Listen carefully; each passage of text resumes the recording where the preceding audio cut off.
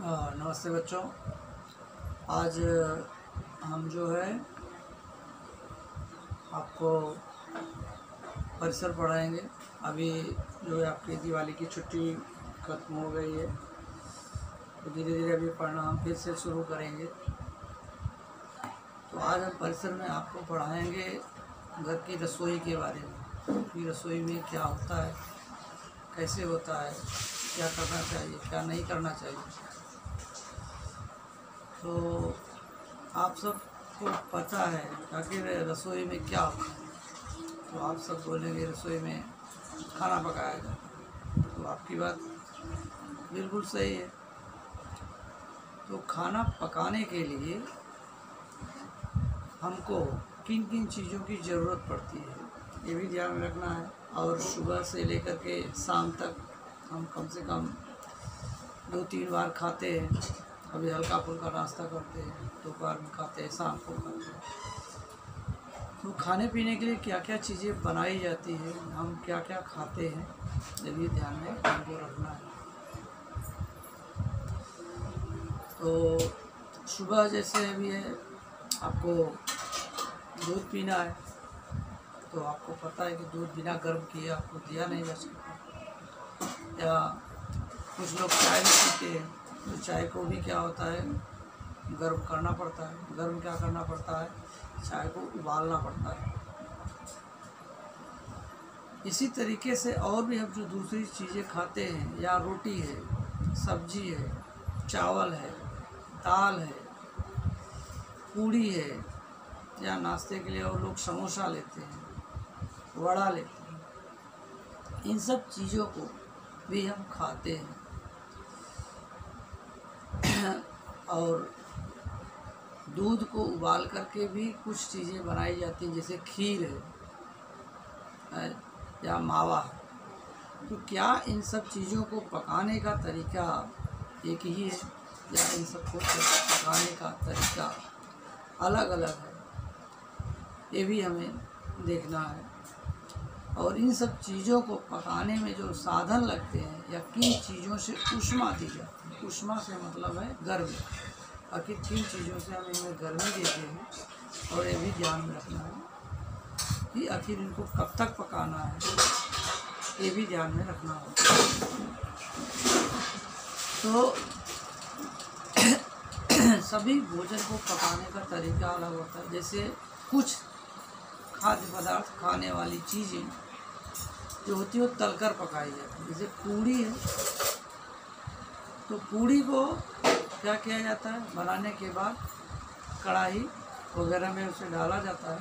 या समोसा भी हो, वड़ा भी हो, इन लोगों को तेल में क्या होता है तला जाता है। या तेल रहे या घी रहे, जो खाने वाले तेल होते हैं, और सरसों के हो सकते हैं, जो होते हैं सूर्यमुखी के हो सकते हैं, या और दूसरे किसी भी प्रकार के खाने वाले तेल होते हैं, उनमें पकाया जाता है। और उसका जो ऊष्मा देने की प्रक्रिया है वो भी कम या ज़्यादा रखी जा सकती है। जबकि उसके अलावा रोटी जो पकाई जाती है, रोटी को पकाने का तरीका अलग है। पूड़ी को तला जाता है, तो रोटी को क्या होता है तवे पर रख करके सेका जाता है, और इस तरीके से रोटी को अलट पलट करके लोहे में पकाया जाता है। इसके अलावा सब्जी है, सब्जी को अलग तरीके से पकाया जाता है। पहले सब्जी की कढ़ाई में थोड़ा वो तेल डाले जाते हैं, थोड़ा तेल जब खोलने लगता है तो उसमें सब्जी पकाने उसे डाला जाता है। उसे जो होता है कौशल के माध्यम से हल्का पलटा जाता है, बाद में पानी मिलाया जाता है, फिर उसके मसाले मिलाए जाते हैं, फिर ढक करके रख दिया जाता है, और कुछ देर के बाद पक जाते हैं। और दूसरी तरीके से कुछ चावल पकाने का तरीका, चावल एक तरह से क्या होता है उबाला जाता है। और खिचड़ी बनाने का तरीका बिल्कुल अलग होता है, और चावल बने। तो मैंने आपको जो भी चीज़ें यहाँ बताया, आपने देखा कि पूड़ी को पकाने का तरीका, या रोटी को पकाने का तरीका, या सब्जी को पकाने का तरीका, या चावल को पकाने का तरीका, इन चारों ही चीज़ों या इसी तरीके से दूसरी और भी चीज़ें होती हैं। तो आपने देखा होगा कि इन सभी चीज़ों को पकाने का तरीका अलग अलग होता है। बराबर। तो हम इस पर भी आपको चर्चा करेंगे। तो अब बात ये आती है कि क्या हम सभी प्रकार के भोजन जो कुछ भी करते हैं वो सभी इसी तरीके से उबाल कर तल कर ही करते हैं, या कोई और भी तरीका है, या कुछ चीज़ें हम ऐसा है कि कच्चा भी खाते हैं क्या, और इनको उबालने के लिए, तलने के लिए या किसी और भी तरीके से पकाने के लिए जो है इनको ऊष्मा दी जाती है। गर्म ऊष्मा से मतलब होता है आग की गर्मी दी जाती है, और आग की गर्मी से भोजन पकते हैं। तो आप क्या बता सकते हैं कि कौन कौन सी ऐसी चीज़ें हैं जिसे हम बिना पकाए ही खाते हैं? तो आप पाएंगे कि जैसे टमाटर है, टमाटर आप पका के भी खाते हैं सब्जी के साथ मिला करके, लेकिन टमाटर को भी खाया जा सकता है, और टमाटर को हम जो है सलाद में कच्चा ही खाते हैं। इसके अलावा मूली है, गाजर है, सलजम है, चुकंदर है जिन्हें हम बीटरूट भी बोलते हैं, ककड़ी है, खीरा है, इन चीज़ों को हम जो है बिना पकाए ही खाते हैं। और ये जब इनको पकाएंगे तो इनका स्वाद भी बिगड़ जाएगा, और इन चीज़ों को खाने से हमारे शरीर के लिए जिन पौष्टिक तत्वों की आवश्यकता होती जो मिलते हैं वो भी उसे पकाने से नष्ट हो जाते हैं। तो हम इन चीज़ों को कच्चा ही खाते हैं। अब बात आती है कि जो भोजन हम बनाते हैं उनके लिए आपने देखा होगा शहर में और गांव में दोनों जगह भोजन पकाने के जो ऊष्मा देने का साधन है वो बिल्कुल अलग अलग है। आप शहर में रहते हैं तो आपने देखा होगा कि यहाँ पर गैस चूल्हे का उपयोग किया जाता है। गैस सिलेंडर होता है, उसकी पाइप वो चूल्हे से लगी रहती है। जब हमें कुछ पकाना होता है तो हम गैस को चूल्हे को क्या करते हैं, चालू करते हैं, उसमें से उसके बर्नर से ऊष्मा आती है, हम उसको फिर अपने ज़रूरत पे पकाते हैं। या पाइप सिलेंडर ना हो तो पाइप से आती है। फिलहाल अभी गांव में भी ऐसे सिलेंडर मिलना शुरू हो गए हैं, लेकिन जब ये सिलेंडर नहीं थे या अभी भी गांव में ऐसा है कि भोजन पकाने के और किन दूसरे तरीक़ों का उपयोग किया जाता है।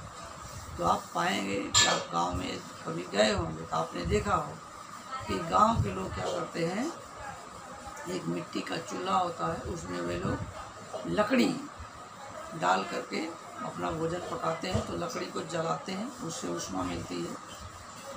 इसके अलावा उनके जो गांव में पालतू प्राणी होते हैं, गाय हो सकती है, भैंस हो सकती है, बैल हो सकती है, तो उनके जो गोबर होते हैं उससे वो लोग क्या करते हैं, उपले बनाते हैं। उपले को सुखा करके उसको अभी हम उपयोग करते हैं भोजन पकाने के लिए, इससे भी ऊष्मा मिलती है। लेकिन जब लकड़ी का उपयोग किया जाता है या गोबर का उपयोग, गोबर के बने उपले का उपयोग किया जाता है तो ये थोड़ा काम मुश्किल है, क्योंकि ये जल्दी आग पकड़ती नहीं है, थोड़ा उसे आग पकड़ाने में समय लगता है, और एक बार आग पकड़ती है तो जलती रहती है। इसके अलावा क्या होता है, इससे धुआं निकलता है, और वह धुआं भी क्या होता है, इसके लिए थोड़ा कष्टदायी होता है। धुआं से प्रदूषण भी फैलता है। तो जब कोई उपाय नहीं था तब यह ठीक था, लेकिन अब धीरे धीरे स्थितियाँ बदल रही हैं, इसीलिए अब इन सब चीज़ों का उपयोग नहीं होता है। इसके अलावा भी और भी दूसरे तरीके हैं भोजन पकाने के लिए। घर के चूल्हे के अलावा जो गैस है, इसके अलावा भी उसको हम बाद में बताएंगे। तो कहने का मतलब यह है कि जो मैंने बताया लकड़ी का चूल्हा या उपले बना कर के चूल्हा, और जो आप शहर में रहते हैं जो गैस सिलेंडर का चूल्हा होता है, दोनों में क्या होता है, गैस सिलेंडर का उपयोग करना आसान होता है, आसान भी होता है, साथ में उससे किसी प्रकार का धुआं नहीं निकलता है, और हमारे बर्तन भी काले नहीं होते हैं, इसलिए बर्तन की साफ़ सफाई रखना भी थोड़ा आसान हो जाता है। इसके अलावा हमारे जो कुछ भी भोजन है, पदार्थ है, उसमें हम आपको बताएंगे कि हम आपको इसमें आप दिखाएंगे, आप जो देख पा रहे होंगे तो आपको चित्र दिख रहे हैं। एक बार आपको भोजन पकाने के तरीके में दिखाया गया है। आप यहाँ देख रहे हैं कि जो भी दादी माँ है यहाँ पूड़ी चल रही हैं, और यहाँ पर आप देख पा रहे होंगे कि रोटी बनाने का काम हो रहा है तवा पे, और यहाँ सब्ज़ी पकाने का, और यहाँ चावल भी अलग ये तरीके हैं। तो इसके अलावा भी आप जो यहाँ आप देख पाएंगे, यहाँ पे और चीज़ें हैं, फल है, सब्जी है, और दूसरे प्रकार के अनाज हैं।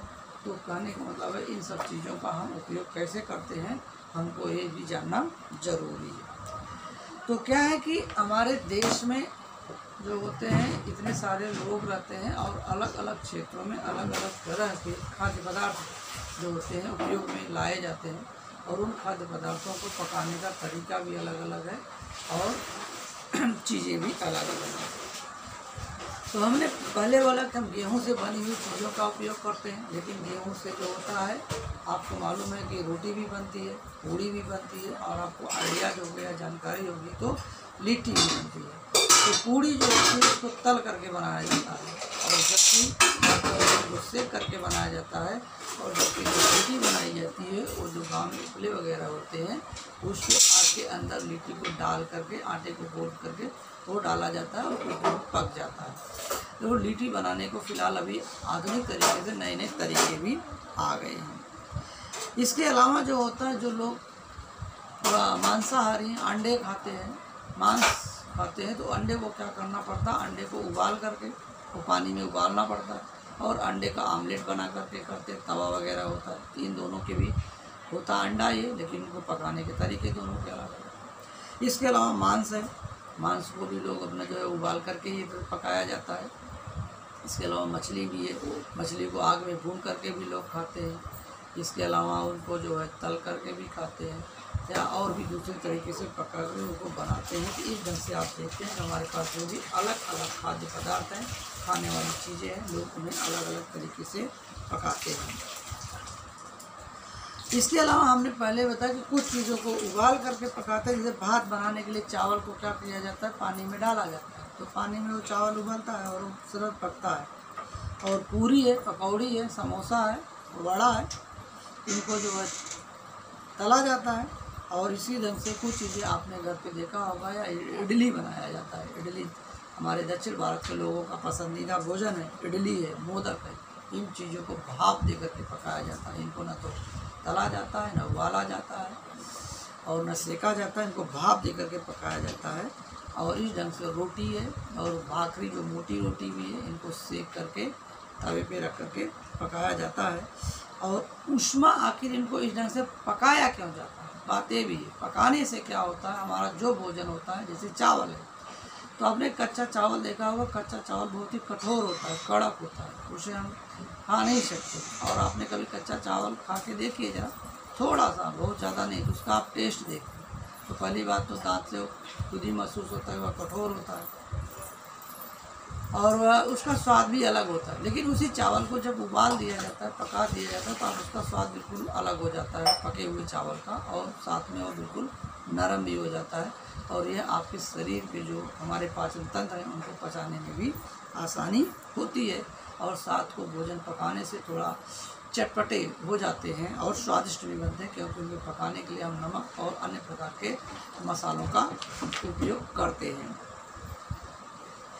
इसलिए हमें इन्हें ऐसा करना पड़ता है, पकाना पड़ता है। जो बिना पकाए हुए हम इस तरह के भोजनों को हम नहीं खा सकते। अब जो चीज़ें कच्चा खाना, मैंने पहले बोला कि किन चीज़ों को बिना पकाए खाया जाता है। हमने पहले बोला कि आपको ककड़ी है, खीरा है, टमाटर है, मूली है, गाजर है, बीटरूट यानी चुकंदर है, सलजम है। इन चीज़ों को बिना पकाए खाते, क्योंकि वो पकाएंगे इनका स्वाद नष्ट हो जाएगा और इनको जो पौष्टिकता मिलने वाली वो भी नष्ट हो। इनके अलावा फलों को भी बिना पकाए खाते हैं।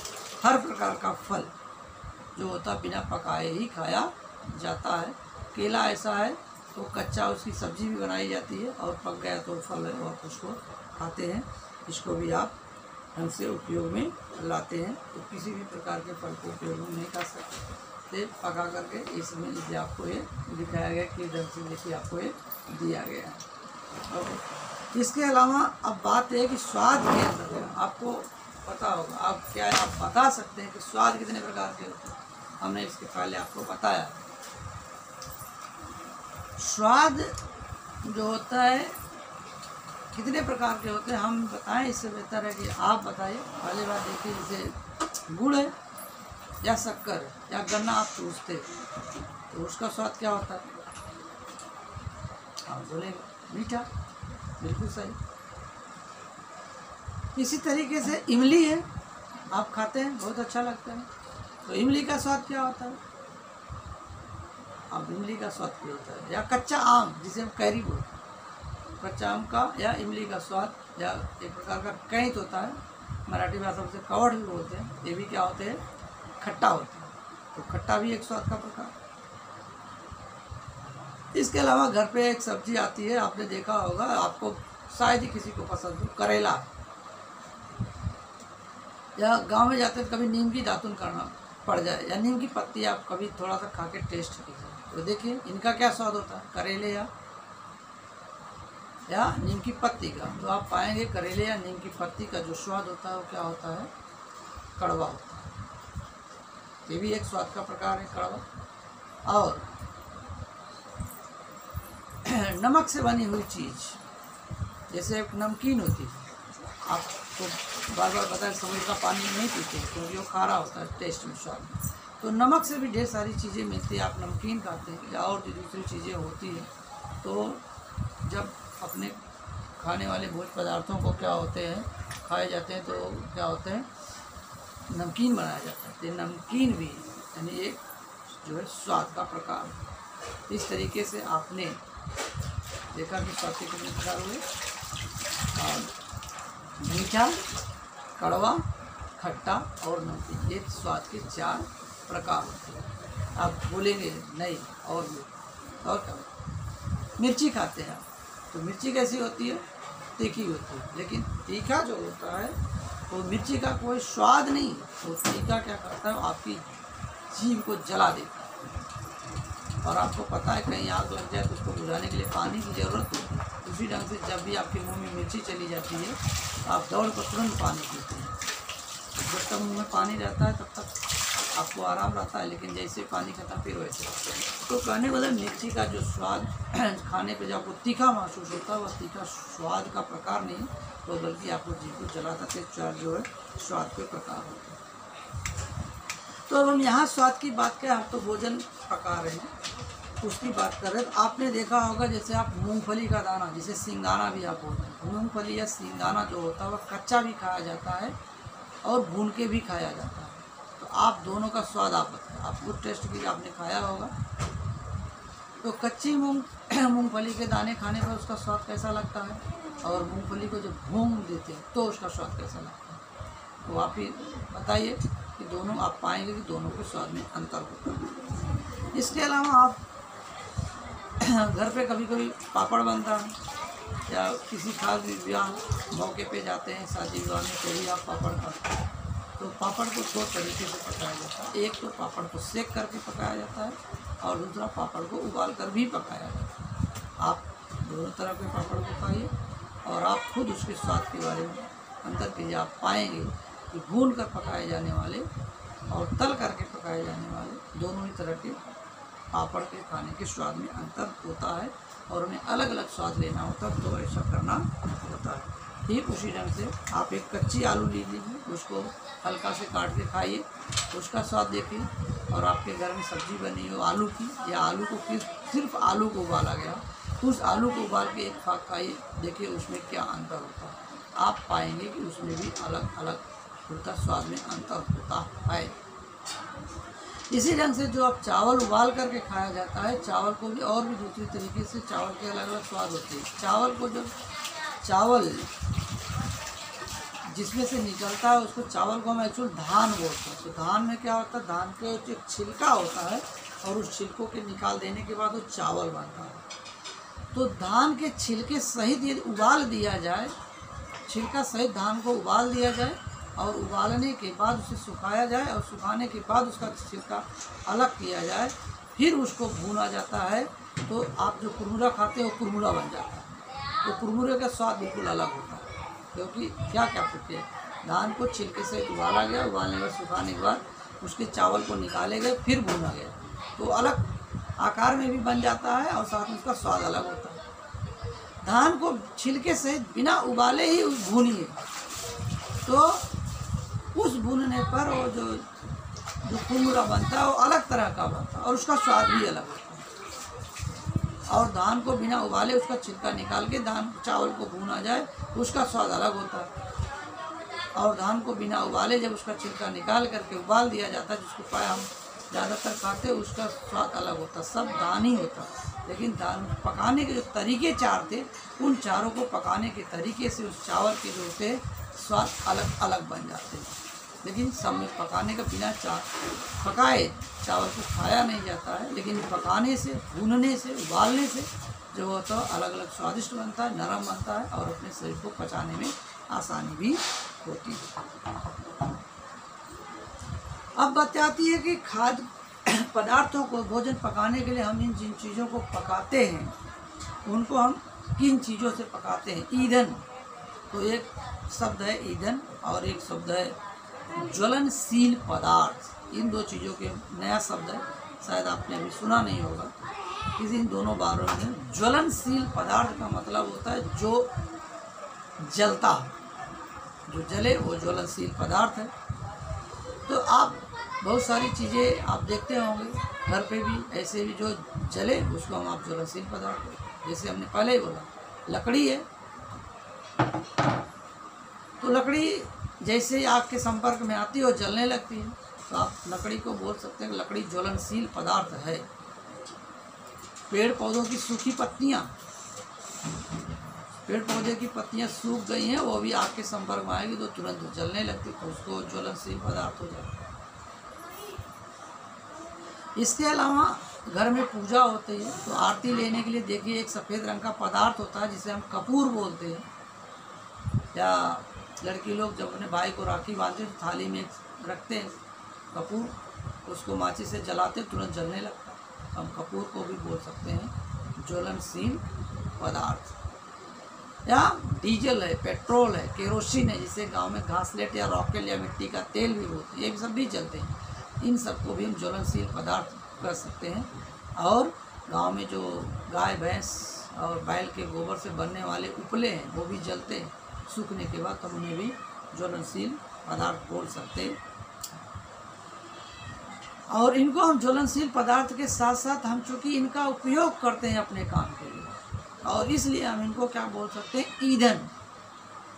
ईंधन का मतलब होता है जब इन चीज़ों को हम किसी चीज़ के लिए उपयोग करते हैं तो हम एज ए फ्यूल काम करते हैं, ईंधन के रूप में काम करते हैं, इसलिए हम ईंधन बोलते हैं। तो इनका हम उपयोग आसानी से करते हैं।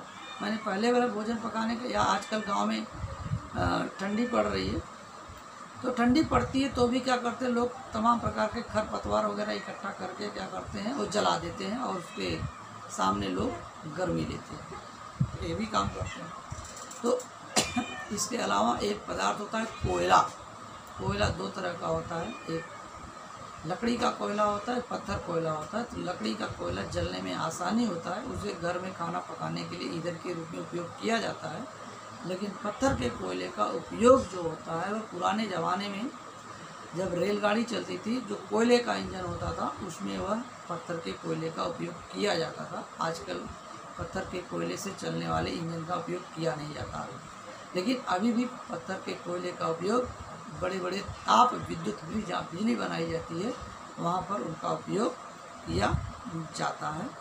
इन सब की बात है।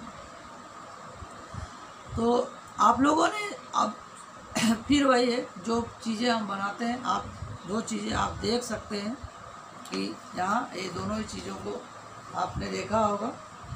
यहाँ पर देखिए एक महिला है, वह चूल्हे पर भोजन पका रही है और उस चूल्हे में जो है लकड़ी या उपले का उपयोग कर रही है। यहाँ भी चीज़ें हैं, यहाँ देखिए कुकर रखा गया है चूल्हे पर और यहाँ बाजू में सिलेंडर रखा गया है, जैसे शहर में होता है, जिसे आपने देखा हुआ है।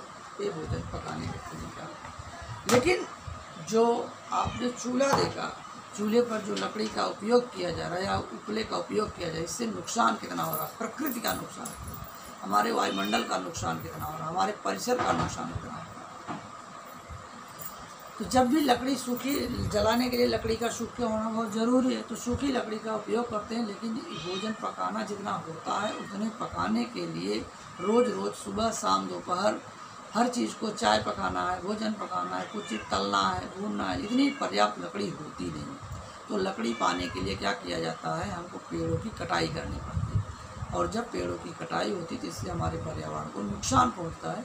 क्योंकि ये एक बार बार बोला जाता है कि पेड़ हमारे पर्यावरण के लिए बहुत ज़रूरी है। तो इस ढंग से पर्यावरण का नुकसान होता है इस ढंग से, और साथ में जलाना भी कठिनाई का काम है, ये भी बात है। धुआं लगता है, अलग लगता है। साथ में धुआं से क्या होता है कि धुआं में जो होता है हवा में मिलता है और उसी हवा में हम सांस लेते हैं, तो धुआं जो होता है हमारे श्वसन प्रक्रिया में आते हैं, इससे हमारे फेफड़ों को नुकसान पहुंचता है। इसके अलावा वातावरण में धुआं ऊपर जाता है तो हम ऊपर जो होता है ओजोन की एक परत है, उसमें छिद्र होती है और उससे सूर्य से आने वाली किरणें सीधे धरती तक पहुंचती हैं और धरती पर जो भी जीव हैं उनको नुकसान पहुंचता है, ये होता है।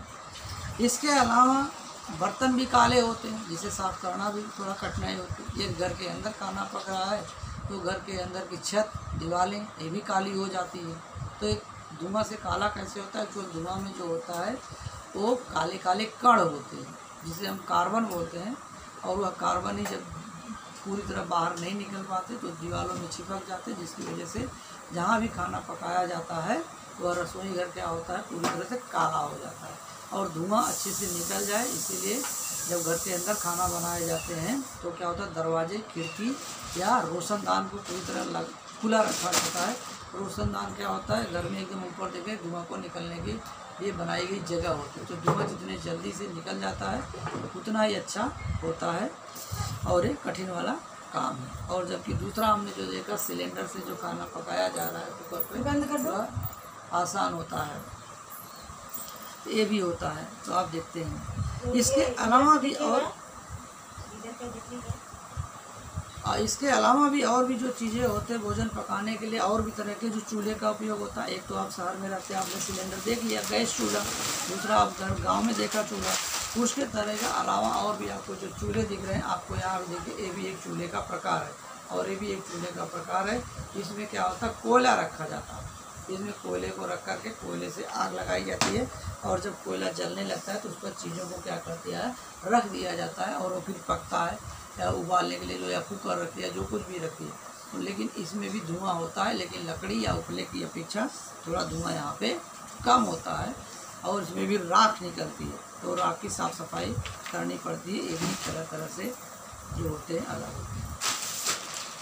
इसके अलावा केवल इतना ही नहीं है, और भी पकाने के लिए है, जिसे आपने देखा होगा कि इसमें भी आप देख पाएंगे। यहाँ देखिए एक है, ये भी चूल्हा आपको दिख रहा है। ये चूल्हा जो है बर्नर लगा हुआ है, एक तरह यहाँ बर्नर लगा होता है और यहाँ पे ये थोड़ा होता है दूसरे तरह का चूल्हा होता है, लेकिन इसमें भी उपयोग किया जाता है। इसके जो होता है बाती वाला स्टोव बोलते हैं, उसमें कपड़े लगे होते हैं और वह चलते हैं, लेकिन दोनों ही चीज़ों में क्या होता है घासलेट का उपयोग किया जाता है। घासलेट एक तरह से वो तेल की तरह होता है और जिसको हम गांव में राखेल या मिट्टी का तेल भी बोलते हैं, इसका भी ईंधन के रूप में उपयोग किया जाता है। जब ये जलता है इसको भी हम अपना भोजन को पका सकते हैं। लेकिन समय के साथ साथ और भी बहुत सारा बदलाव आ गया है और उन बदलाव में भी क्या हो गया है, भोजन पकाने के लिए एक नया और चूल्हा आ गया है, उसको हम बोलते हैं बिजली का से चलने वाला चूल्हा। आप इसमें देख पाएंगे ये जो है चूल्हा जो बिजली या हीटर से चलता है, ये बिजली से चलने वाला जो चूल्हा है चलने वाला, ये भी काफ़ी अच्छा होता है। इसमें बिल्कुल भी धुआं नहीं होता, किसी भी प्रकार से धुआं नहीं होता, कुछ भी नहीं होता और बहुत ही अच्छे से भोजन पकाता है, कम समय में पकाता है और यह भी काफ़ी फ़ायदेमंद होता है, हर तरीके के प्रदूषण को बचाने में मदद करता है। और इसके अलावा भी एक चीज़ और है, अभी नया और उपयोग होने लगा है और यह गांव में बहुत अच्छी मात्रा में या पूरे देश में बहुत अच्छी मात्रा में उपलब्ध है, वह है सूर्य का प्रकाश।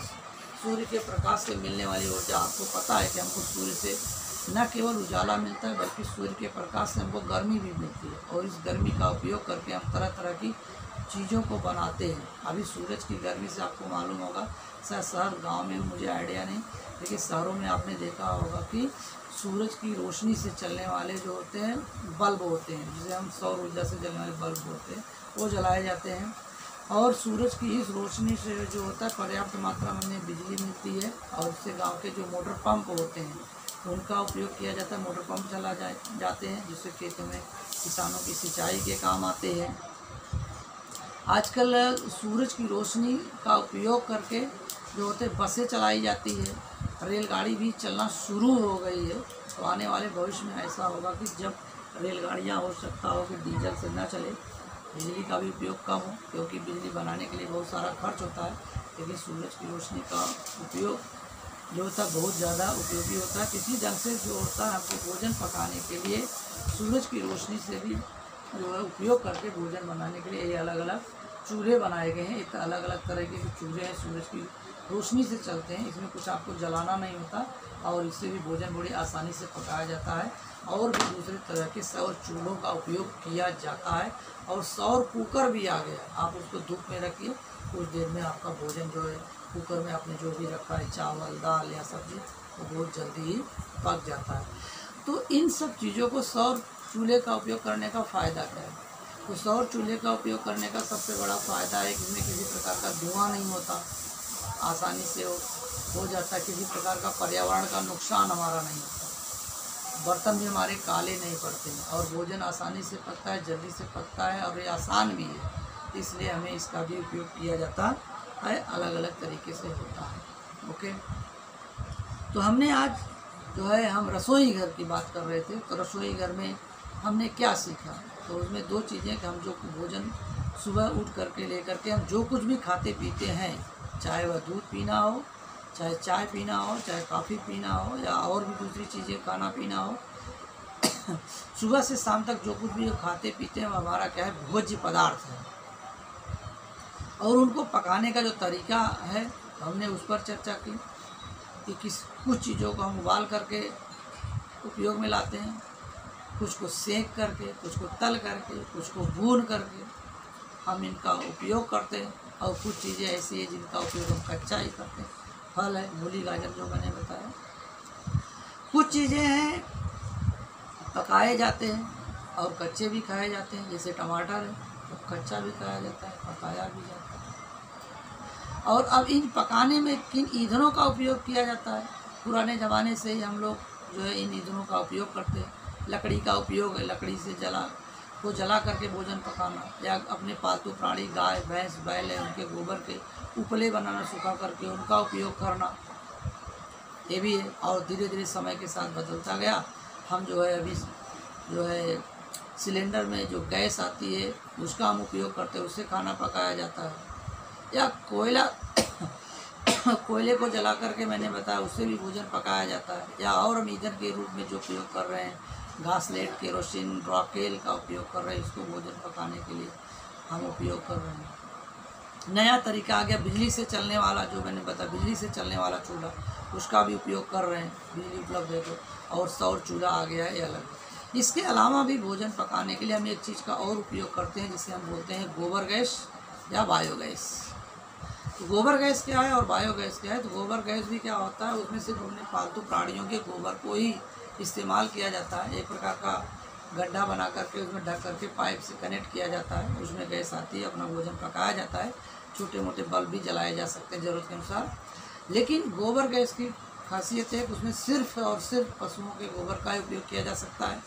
लेकिन जो बायोगैस है वो गोबर गैस से ज़्यादा अच्छा है। उसमें सिर्फ अपने प्राणियों के गोबर का ही नहीं, बल्कि घर पर जो भी और भी हमारी चीज़ें होती जो बेकार होती हैं उनका भी उपयोग करते हैं। जैसे गांव है तो वहाँ पेड़ पौधों की बहुत सारे, आपके घर पे हमारे आमने सामने पेड़ पौधे होते हैं, रोज़ रोज़ पेड़ पौधे गिरते, उनकी पत्तियाँ गिरती रहती हैं, तो हम उन पेड़ पौधों की पत्तियों को भी उसमें डाल सकते हैं, क्योंकि पेड़ पौधों की पत्तियाँ भी जो है वो सड़ती हैं और सड़ने से गैस बनती है। इसके अलावा हम जो खाना पकाते हैं उसमें भी जो ख़राब चीज़ें, जैसे हम सब्ज़ी लाते हैं तो सब्ज़ी गोभी लाते हैं तो गोभी के क्या होते हैं, उसके डंठल होते हैं। हम वटाना लाते हैं, मटर लाते हैं तो उसके छिलके होते हैं। इसके अलावा हम कद्दू की सब्ज़ी बनाते हैं, लौकी की सब्ज़ी बनाते हैं, नेनुआ की बनाते हैं, तुरई की बनाते हैं, खुद आलू की सब्ज़ी बनाते हैं तो उसको हम छीलते हैं, उनका छिलका निकलता है, तो उन छिलकों का भी हम जो है बायोगैस में हम डाल सकते हैं। इसका मतलब है कि कहने का मतलब है घर पे और भी दूसरे जो आलतू फालतू की चीज़ें हैं जो सड़ने के काबिल होती है वो सब भी उसमें डाला जाता है। और इससे क्या होता है, बायो को गैस प्राप्त होती है जो भोजन बनाने में या छोटे मोटे बल्ब जलाने के भी काम आते हैं। और इन चीज़ों को जो हम बायोगैस में डालते हैं, जब वो सड़ जाते हैं तो फिर हम उनका उपयोग क्या कर लेते हैं, खेतों में कर लेते हैं। खेत में डालते हैं, हमारे खेत की फसलों के लिए क्या होती है, मिट्टी की उर्वरता बढ़ जाती है, जिससे हमारे फसलों की पैदावार भी बढ़ जाती है। हम वहाँ भी हम इसका उपयोग करते हैं। तो ध्यान में रखने वाली बात है, सबसे ज़्यादा हमारे लिए नुकसान की चीज़ है वह है चूल्हा।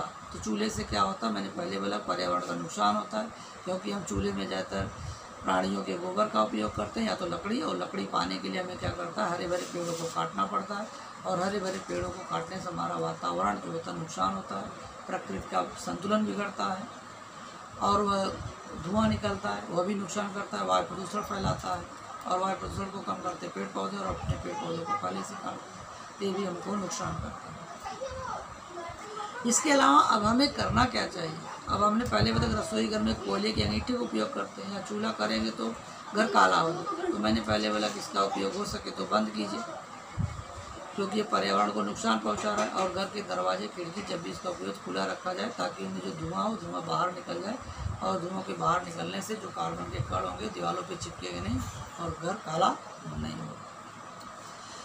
इसके बाद स्वाध्याय में कुछ चीज़ें दी गई, आप उनको कैसे पकाते हैं। जैसे ढोकला है, तो ढोकला आप भाप दे करके पकाते हैं।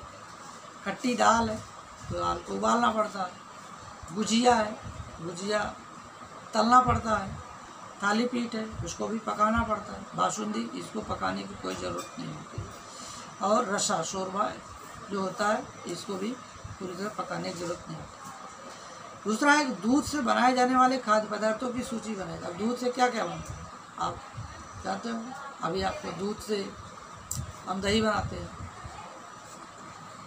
दूध से जो होता है छाछ भी बनता है, दही बन जाता है, दही से छाछ बन जाता है। दूध से मावा बनाया जाता है, मावा से मिठाई बनाई जाती है। दूध का उपयोग करके खीर बनाया जाता है। इस ढंग से आप बहुत सारी चीज़ों का सूची बना सकते हैं क्या बनता है। चने का उपयोग करके कौन से खाद्य पदार्थ बनाए जाते हैं। चने का उपयोग जो होता है दाल बनाने के लिए किया जाता है। चने का बेसन होता है, उस बेसन से आप अलग अलग खाद्य पदार्थ बनाते हैं। और वैसे कच्चा चना भी भिगो के खाया जाता है, भून के भी खाया जाता है, ये भी है। सब्जी मंडी से आप ढेर सारी सब्जियां आई है, और उसमें से कुछ को हम बिना पकाए खाते हैं। हमने उसको पहले ही बोला कि वो टमाटर हो सकता है, मूली हो सकती है, सलजम हो सकता है, गाजर हो सकता है, चुकंदर हो सकता है, जिनको हम बिना पकाए खाते हैं। तो खाद्य पदार्थ बनाते समय उन्हें ऊष्मा देने से कौन से लाभ होते हैं। ऊष्मा मतलब वही गर्मी। तो उन्हें ऊष्मा देने से क्या होता है, भोजन जो कठोर होते हैं वो नरम हो जाते हैं, और साथ में स्वादिष्ट बन जाते हैं, और वह पचने में अच्छा होता है, वो जल्दी से पक जाता है। सूखी लकड़ी का उपयोग करने से परिसर को कौन सी क्षति पहुँचती है। तो सूखी लकड़ी के उपयोग करने से परिसर पर नुकसान पहुँचाता पड़ता है कि सूखी लकड़ी के पाने के लिए हमें क्या करता है, पेड़ों की कटाई करना पड़ता है। इससे हमारे प्रकृति का संतुलन बिगड़ता है।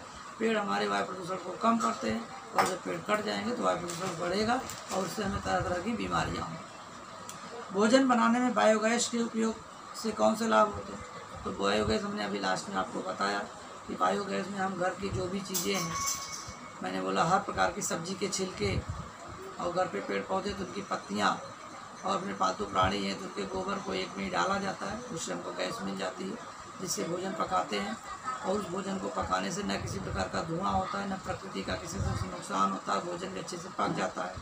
और साथ में इनको इधर बनने के जब ये सब चीज़ें सड़ जाती है, तो उनका उपयोग हम खेतों में कर सकते हैं, और खेतों से क्या होता है, मिट्टी की उर्वरकता बढ़ती है, जिससे खेती की पैदावार भी बढ़ जाती है। और अब एक जानकारी आप प्राप्त कर सकते हैं, दूध से खोआ कैसे बनाया जाता है, और खोआ बनने के बाद क्या क्या होता है, इसे आपने घर से जानकारी प्राप्त कीजिए। और साथ में एक उपक्रम है, आप खुद कर सकते हैं। मूंगफली लीजिए, थोड़ी सी नमकीन लीजिए, चना लीजिए, लाई यानी कुरमुरा लीजिए, और उससे क्या होगा, आप कुरमुरे बना सकते हैं। नींबू थोड़ा लीजिए, थोड़ा मिर्ची डालिए, लेकिन ध्यान रहे मिर्ची वगैरह आप मत काटिए। आपके घर में कोई बड़ा है उसका सहारा लीजिए, उससे आप मिर्ची कटवा सकते हैं, प्याज कटवा सकते हैं, धनिया टमाटर। आप चाकू का उपयोग मत कीजिए, क्योंकि चाकू से आपकी उंगलियां कटने की संभावना है। और मिर्ची गलती से आपकी उंगली पे लगा है और आपने उसे नाक पे आँख पे लगाया, तो आपके आँख और नाक को दर्द हो सकता है। इसलिए आप बड़े की देख रेख में इसे आप कर सकते हैं। तो स्वाध्याय जो है आप उसे आप पूरा करके भेजिए। Thank you.